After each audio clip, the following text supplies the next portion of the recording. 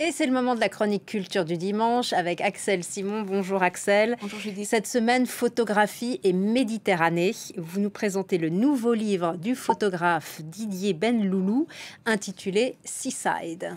Oui, parce que pour la dernière chronique de la saison ensemble, Judith, j'ai voulu nous entourer de livres, de photos et de Méditerranée.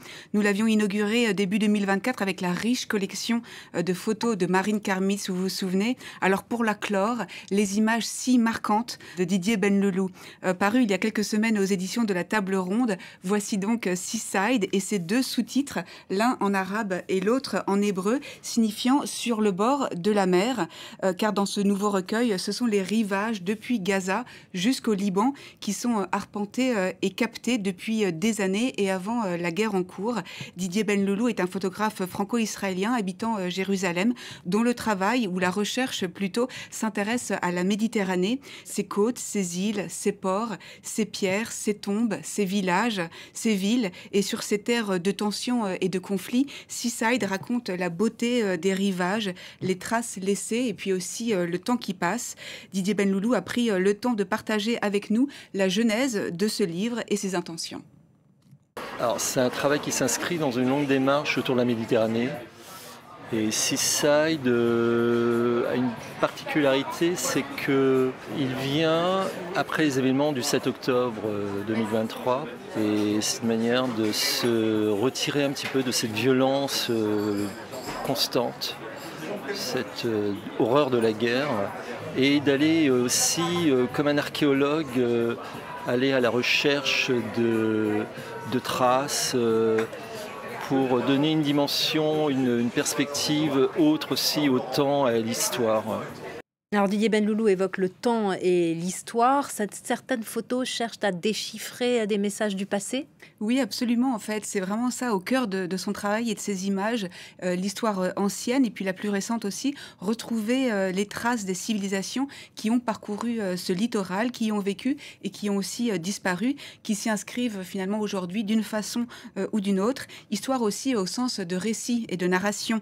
Il écrit qu'il voudrait que ces images racontent 1000 histoires, 1000 consolations et 1000 beautés. Ça ne vous a pas échappé, Judith, que c'est un livre de photographie. Les photos de Didier Benloulou sont régulièrement exposées, mais il a un attachement très fort aux livres. Il en a publié une vingtaine. Ce sont des livres d'art qui, comme tous les livres, ont ce grand pouvoir de pouvoir circuler et aussi de rester. Pour lui, ces livres, à l'image de ces photos d'ailleurs, sont des expériences poétiques.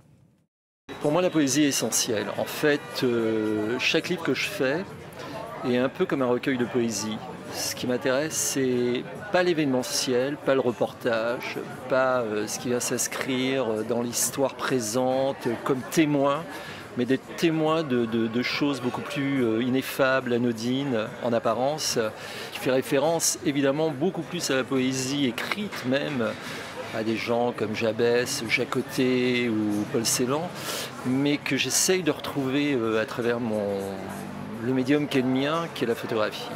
Donc c'est vraiment une forme d'écriture que je veux poétique. Axel, est-ce qu'il vous a dit comment il travaillait? Est-ce qu'il vous a un peu délivré les coulisses de sa création? Je lui ai demandé, du point de vue en fait de la technique photographique, il est l'un des rares artistes à utiliser depuis qu'il a 20 ans les tirages Fresson. C'est un procédé très exigeant du nom de son créateur français et de son atelier.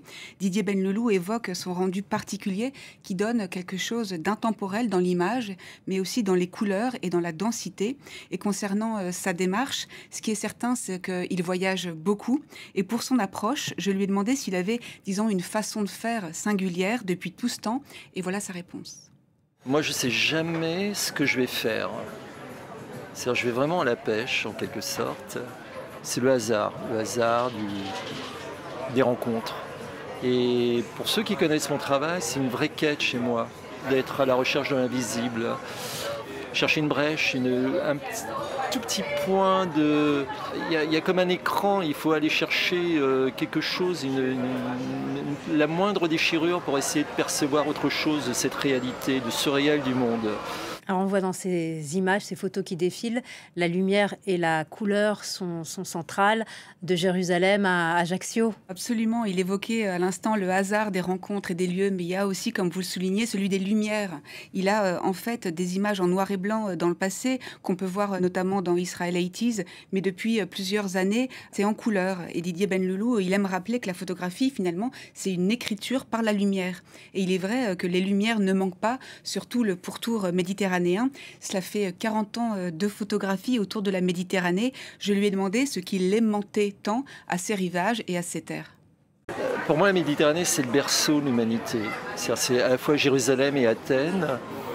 Et peut-être c'est lié aussi probablement à l'histoire de ma famille, qui est d'Algérie.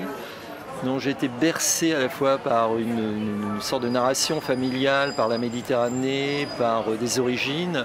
Et en même temps, je travaille depuis 40 ans en effet sur le pourtour méditerranéen. C'est une grande importance pour moi, malgré les drames, malgré les guerres, malgré les migrants qui se noient dans la Méditerranée. C'est un immense cimetière aujourd'hui, la Méditerranée. Malgré tout ça, je trouve qu'il y a quelque chose d'essentiel qui est la matrice de l'humanité quelque part. Et concernant cette matrice de l'humanité, Didier Benloulou, il publie un prochain livre à l'automne intitulé L'Aleph Bet, dont le prolongement du magnifique Mémoire des lettres. C'est une recherche autour de la lettre hébraïque, sa pérennité et aussi son effacement. Mais en attendant l'Aleph Bet, on a ce sublime Seaside que je vous offre, Judith, en guise de remerciement. Merci pour beaucoup, cette année Axel. de chronique avec vous. Merci à vous et ces photos qui oscillent tout le temps entre le profane et le sacré. Merci beaucoup, Axel Simon. Merci à vous tous de votre attention. Tout de suite, votre émission C'est en France.